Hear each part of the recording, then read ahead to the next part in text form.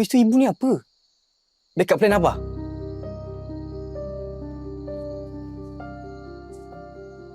Hei, abang kenapa ni sayang?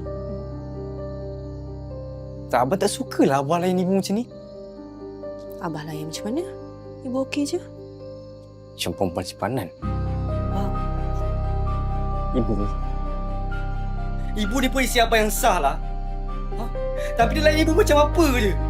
Balik suka hati, datang suka hati. Abang tak pernah sekali tau tengok abah tidur kat sini. Nak pergi family holiday, memang tak lah. Balik-balik kita bertiga je ibu. Raya pun kita bertiga je ibu.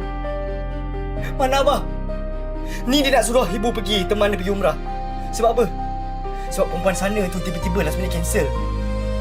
Ibu pun boleh dengar je cakap abah. Ikut je cakap dia. Kenapa ibu langsung tak pernah marah abah pasal ni? Sebab tu abang cakap, abah layan ibu macam perempuan simpanan. Abah memang betul. Ibu perempuan simpanan Abah je. rumah cukup. Betul lah abang cakap. Abah layan kita tak adil. Layan ibu tak adil. Tapi kan perempuan tu boleh pula dia happy-happy. Habis kita macam mana? Abang kejap.